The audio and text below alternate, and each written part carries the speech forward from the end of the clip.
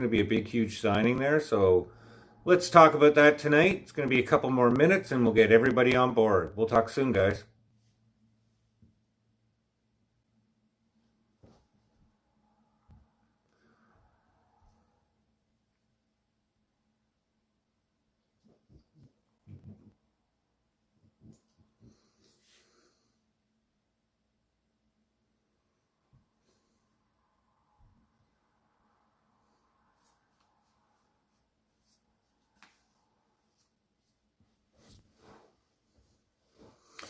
All right, looks like we're getting live here now. We're getting a few people on, so we're going to talk just a quick bonus chat tonight. I thought we should come on board, talk about everything Blue Jays. That's right, it's been a huge day for the Toronto Blue Jays. George Springer, 6 years, $150 million. What does that have to do with the Blue Jays? How's that going to impact us? Well, let's just talk about this. He's going to be our center fielder probably for the next 2 years. And that's okay. He's going to move to the corners after that. And that was expected with the George Springer signing. And we got Austin Martin coming up, going to play center field. So in 3 years from now, you're actually going to see Austin Martin and George Springer in the outfield. Whether Lourdes or Teoscar is still there, or Randall, he's probably going to be a glorified DH at that point if he is around.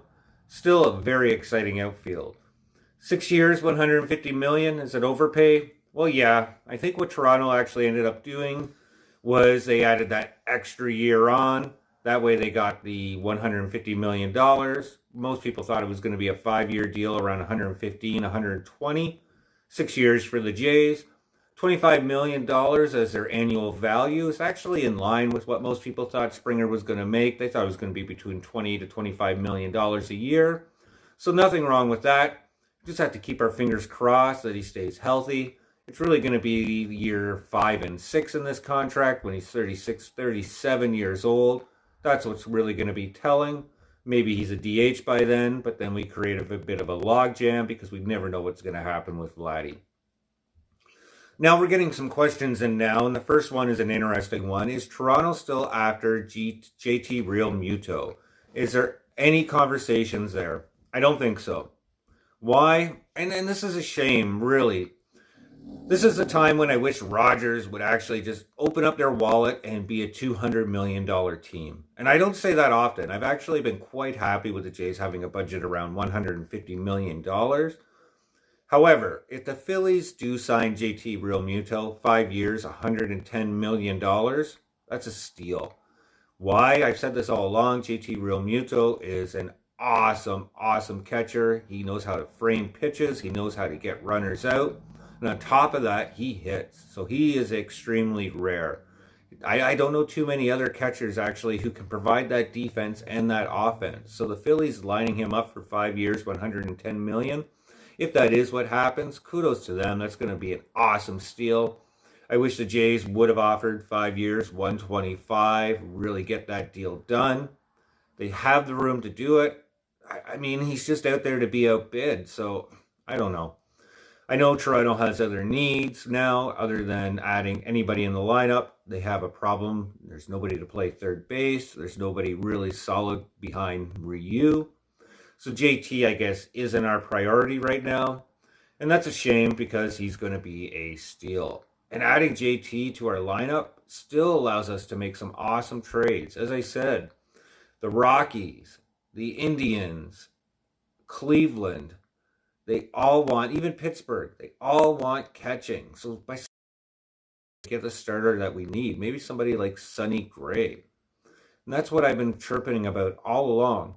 And here's another interesting fact. If we're talking about JT Realmuto and the Toronto Blue Jays, rumor has it that there was an offer on the table just about Michael Brantley. And it was supposed to be 3 years.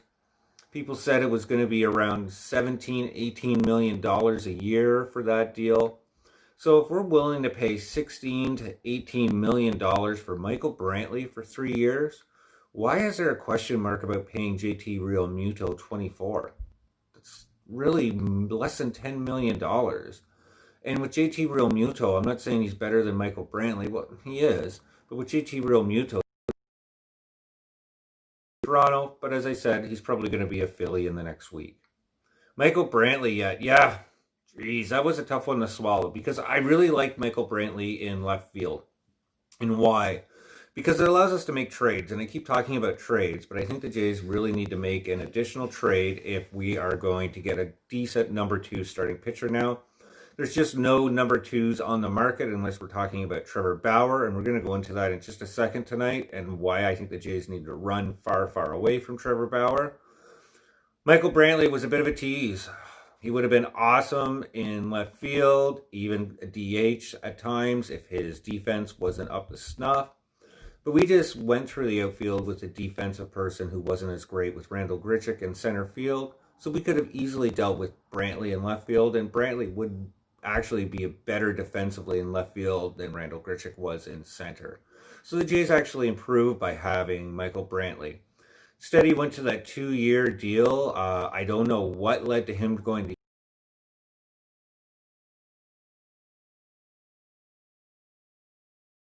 at all. I don't know why. But the big question mark out of this and the kind of tipping point is Lourdes. And somebody just asked that. So that's a good question is, what's going to happen to Lourdes? Well, we're not getting Michael Brantley, but Lourdes really was actually in talks as a trade piece when Michael Brantley rumors were swirling today. And I got really excited because there's a lot of teams who are interested in Lourdes, specifically Cleveland to Toronto. But again, it doesn't matter who that player is. I actually think Lourdes is going to get traded. I just have that sniff there. And why? Because we can get the outfield done without him. He's that piece that everybody wants right now, and he's a piece that the Jays feel that they can sort of move without really impacting their lineup, without really jeopardizing their future. As I said, even with Michael Brantley going to the Astros, still allows us to have Teoscar in left field. Not the greatest option, but still an option. We got Springer in center field, and we got Randall Grichuk in right field, and there's still an option that, there's still a move that the Jays could make that maybe we don't know about. I was going through all the free agents that are left that could play left field, and it's slim to none, unless you're going to take somebody like Jackie Bradley Jr. and convert him back into a left fielder again. He could handle that position. There's no issue about that. But Jackie Bradley Jr. is probably going to the Mets now that the Mets struck out on George Springer. I just see how that's going to go. So where does Lourdes go? Maybe to Cleveland still. Maybe they add another piece there. I could see Lourdes being the trade chip to get an awesome third baseman. And there's some other third baseman other than Jose Ramirez. Maybe the Jays take a gamble to Colorado and they trade Lourdes for Nolan Arenado. Wow. Maybe we trade somebody like, I don't want to say somebody who doesn't matter, but maybe we take a gamble and take on Chris Bryant. So there are options for third base. I don't think Lourdes would go to Cincinnati to get Sonny Gray. And that's the other thing I wanted to talk about tonight. Will be a quick chat tonight, just a surprise one. But the Jays really need to pound the door on Cincinnati. It's going to be my vlog for tomorrow. Sonny Gray seems to be the last big pitcher that's attainable for the Blue Jays. Cincinnati already said that they're done listening to offers on Luis Castillo, so that's done. Unfortunately, he would have been an amazing grab. But Sonny Gray's still great. He's got 3 years, $32 million left on his contract. He's in his early 30s. He usually has an ERA around 3.50. He'd be a decent number 2. And then if the Jays went out and made a huge signing in 2022, he could be our awesome number 3. And what is it going to take, though, to get Sonny Gray in a Blue Jays uniform? It's definitely going to be Alejandro Kirk. Cincinnati really, really desperately needs catching. So it's Alejandro Kirk going that way. Probably Simeon Woods Richardson and maybe a third person that I don't know yet. Somebody very low on our prospects. But that's still 2 top 100 prospects, 2 of the top 6 Jays prospects going to Cincinnati to get Sonny Gray. And I have no problem giving away Alejandro Kirk.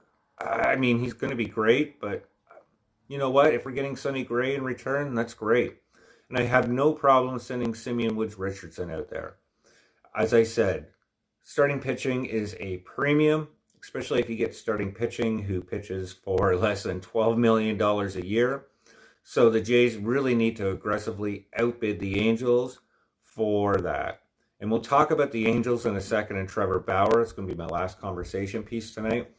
But everybody keeps asking, and somebody just popped up here, what about Vladdy Jr. for third base? And I think it's going to be interesting because the Jays are going to come at crossroads this year with both Vlad Jr. and Bo Bichette. I'll talk about Bo first. They're both in unique situations. Why? Because Bo wants to be a shortstop. He is the shortstop for the Jays. I'm not denying that. But his defensive ability at shortstop hasn't been great. And I'm not saying anything against Bo. I mean, this guy's still really young. They should be given the time to develop into their positions and to fail. However, with the hype around the Jays and how much they've progressed to being a team that could be going in the postseason, I think management's just getting a little bit impatient, and they really want to solidify them at the positions that work best for the Jays to win games. So, in that being said, if Bo Bichette continues to just not perform up to snuff on shortstop, I think you could actually see him going to third base as a placeholder until Jordan Groshans come up. And unfortunately for Vlad Jr., now he was down in I think it was the Mexican League or some league this winter. I don't know which one it was for sure, but he actually made 8 errors at third base. Now he's slimmed down. He is a brand new Vladimir Guerrero Jr. If you've seen the pictures out there. So I'm not denying that he couldn't play third base, but I just don't see the Jays taking that gamble on him right off the hop unless there's some significant injury that causes him to go over there. Vladdy Jr. is going to be the first baseman DH for the Blue Jays' future because he has so much hype. He can never be really traded, and they're not suggesting traded Vlad Jr. He's just stuck there. So that really creates an issue for Rowdy Tellez. Where and what are we going to do with Tellez for next season? Well, I could see Tellez possibly being some interesting trade package, especially if we traded Lourdes or something or went crazy with Cleveland. But probably Tellez is just going to be a bench bat next season. He's going to come up maybe for the days that Vladdy needs a day off on first base. Maybe they swap from day to day where Tellez plays first, Vladdy gets a break, and he's DH. But that's really where Tellez is going to go. He's going to be a bench bat next year. Probably sitting there right beside somebody like Reese McGuire or whoever's going to be the backup for Jano next season. Not saying it's not going to be Alejandro Kirk. Even if Alejandro Kirk didn't get traded, he's still going to be probably in AAA, AA, somewhere around there for the 2021, even the 2022 season. Do I like Garrett Richards? Yeah, I think he would have been a decent pickup. I also liked AJ Happ. Those are the type of guys, I thought they had a little bit more upside over than Robbie Ray. And I'm not trying to, smash the Jays rotation. I don't like it other than Ryu and Pearson. And I think Pearson, people are like, oh, well, Pearson, you forgot about Nate Pearson. Listen, Pearson I don't think he's ever pitched over 100 innings. Let me know if I'm wrong there. But I think that's true. So even if Pearson is pitching awesome, even if they hold him to 5 or 6 innings, the thing with Nate Pearson is he's only going to be there for 20, 22 games. So we need to figure out who's going to pitch the other 2 games around Nate Pearson. I guess it's going to be Ross Stripling. However, I really like the idea of Garrett Richards or J.A. Happ over Robbie Ray. I think the Jays just jumped the gun on that one a bit, especially for $8 million. I don't know how much Happ got paid. He's going to the Twins. If you don't know that yet, that just came out on the MLB pipeline. So I am really pumped for J.A. Happ. I've always liked Happ. I think he kind of got screwed by the Yankees. And I can't wait to see him suit up and play against the Yankees next year. How great of a game that is. I hope J.A. Happ's on fire and lights him right up. So yeah, J.A. Happ, Garrett Richards, those were 2 similar players that I thought had a lot of upside. And I don't know what the Jays are going to do for pitching, actually, because really with the Jays, right now as it stands, I guess the rotation's Ryu, Robbie Ray, Tanner Roark, Ross Stripling, and then Nate Pearson. And then if Nate Pearson, gets shut down, I guess it's Anthony Kay or Thomas Hatch. That's not the type of rotation that goes deep. I don't even know if that's the type of rotation that could get into the second round of the playoffs, unfortunately, unless we're going to bat our way through, kind of like what we had to do back when we had Edwin and Batista. So I don't want to have that type of playoff team again. I want to have a complete playoff team, and that's why the Jays really need a number 2. Yeah, somebody just said this. We talked about it at the beginning of the chat, but I'll talk about it again. JT, I really thought the Jays should go after JT, and they still have the room to go after JT. Even if they traded Lourdes away and they went after JT, that would still leave us around, and they paid JT $25 million. That would still leave us around 150 if we added somebody as dynamic as Sonny Gray. That sits us around 160, 165 for payroll. So that is it. The big question that I keep hearing is Randal Grichuk. Randal Grichuk. Listen, I don't think Randal Grichuk's going to get moved. Randal Grichuk's the right fielder for the Jays next year. Maybe a DH if we don't trade away Lourdes, where Lourdes, Teoscar, Springer, and Randall all handle the duties. Everybody may be taking a day as a DH for a day off or a day of rest, however they'll work that. The problem with Randall is, and it's not his contract, I think he's owed 12, 11, and $10 million, something around that over the next 3 years. That's kind of in line with what Randall's putting up. It's just one of those weird years with COVID and numbers being down. It makes Randall a little bit more difficult to move. If the Jays are going to eat up part of his contract, say we're eating up $6 million or even $15 million of that, half of Randall's contract, it's probably worth just keeping Randall on the lineup. I mean, he's not horrible. He could definitely be a number 8 or 9. The reason why people are a little bit, PO'd about Randal Grichuk is simply because he started off slow with the Jays. And they did that weird contract that was like $40 or $50 million. I'd have to go back and research it. And then before the Jays got good, they were counting on Randal Grichuk to be like a number 4, number 5, even 3 in the lineup sometimes. It's not who Randal Grichuk is. Randal Grichuk is a 7, 8, 9 type of guy. And they just have to deal with that. But yeah, JT Realmuto, picking him up, that's good. That would make the Jays a complete team. Really, if you had JT Realmuto, George Springer on there, plus the guys like Biggio, Vlad, Bo, Teoscar, that's a huge, deadly lineup. JT would have had that rapport with the pitching. We would have had everything we needed to get Sonny Gray, I'm sure, or a pitcher of that caliber. Plus, we still had a ton of prospects left in the bank. I love it, but I don't think it's going to happen. But maybe I'm surprised. Maybe the Jays just open up, but I just haven't seen it happen. I think JT was like the number 2 fallback for the Toronto Blue Jays. The Toronto Blue Jays, for one reason or another, lost out on George Springer. I think you could have saw them then get really aggressive and outbid the Phillies. But we'll see what happens with that. But yeah, I think JT is going to be the steal of the year. He's going to really help the Phillies next season. So it'll be interesting to see what happens. Yeah. At the end of the day, we really should be going after pitching. Somebody else suggested something to me. It would never happen. But could you imagine if we were able to convince Cleveland to give up Shane Bieber? Wow. Somebody like Shane Bieber, and I may do a vlog on this at the end of the week. That's the type of guy who is an ace on your team. The type of guy who basically gets you deep, deep into the postseason. The type of guy who makes every other team in the American League go, oh my God. Cleveland has no interest of giving up Bieber. Just like I said, it would be hard to pry away Ramirez. But what would it take to get both Ramirez and Bieber away from Cleveland?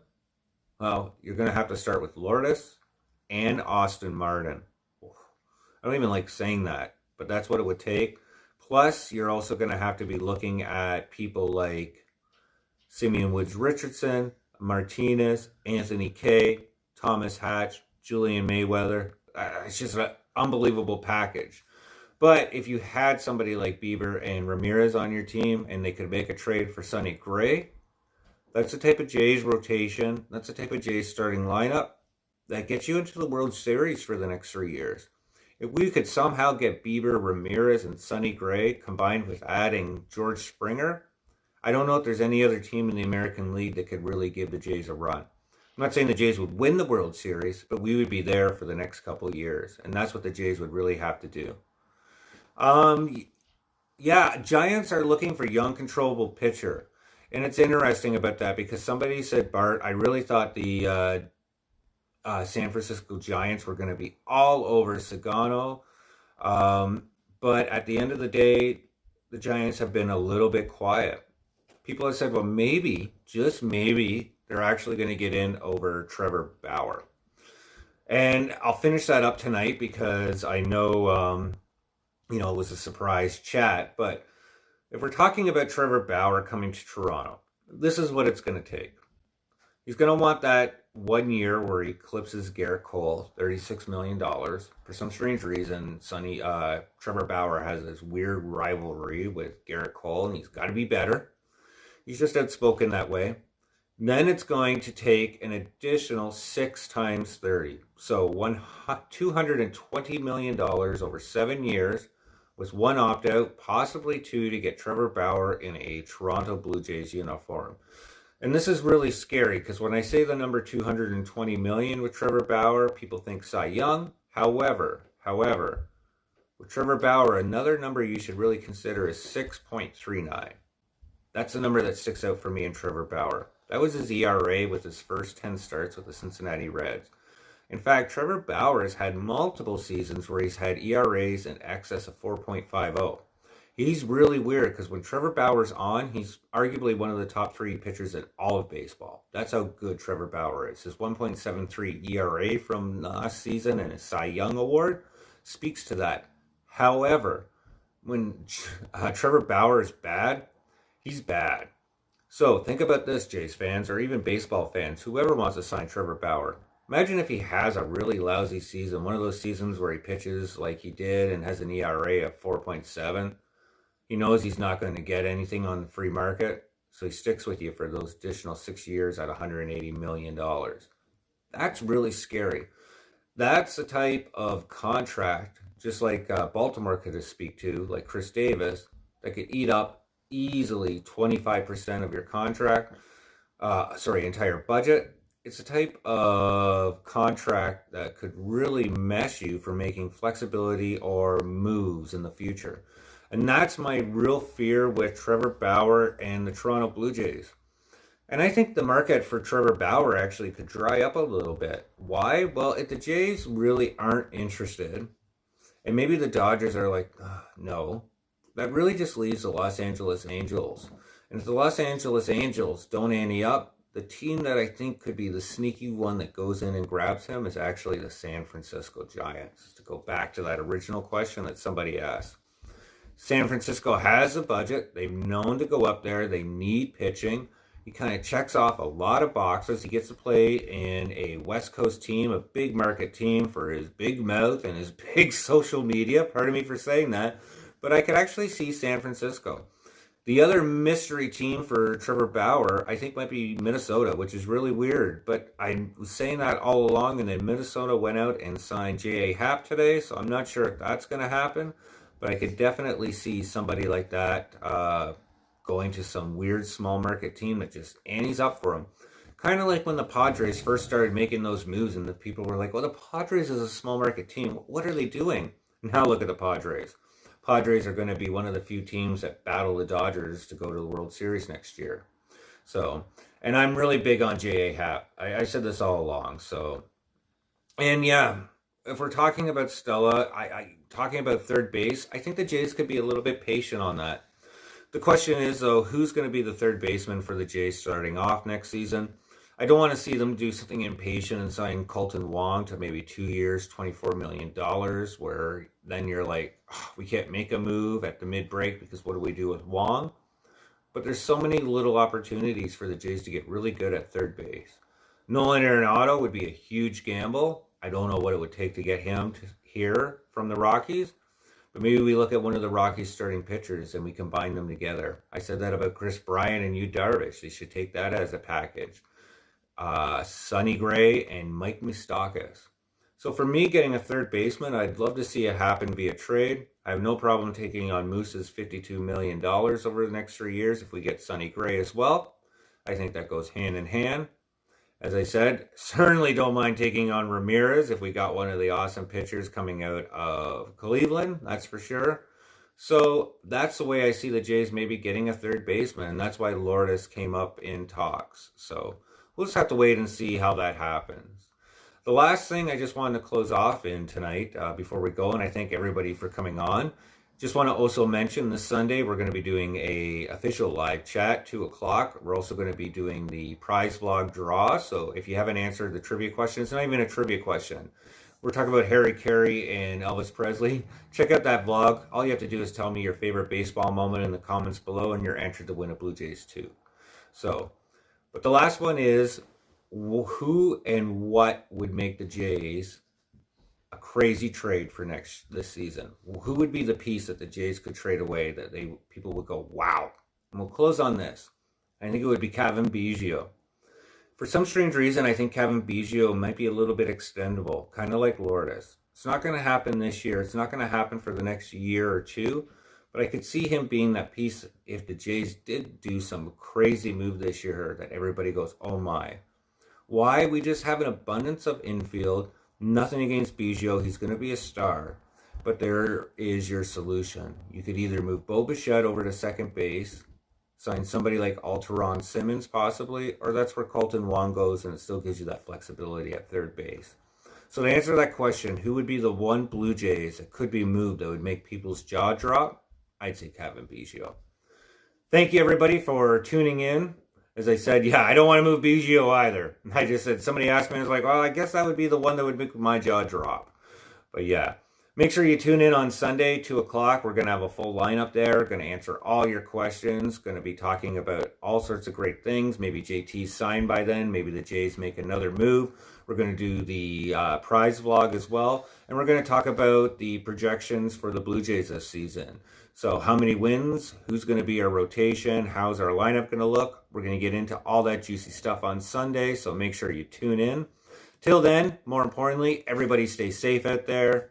Thanks for watching. Thank you for your support. If you haven't subscribed, please do so. Brand new, so I'm going to be improving this setup. It's actually going to happen in the next couple weeks, I hope. Fingers crossed. So thank you again for joining me early on. Take care, everybody. We'll talk soon. Bye-bye.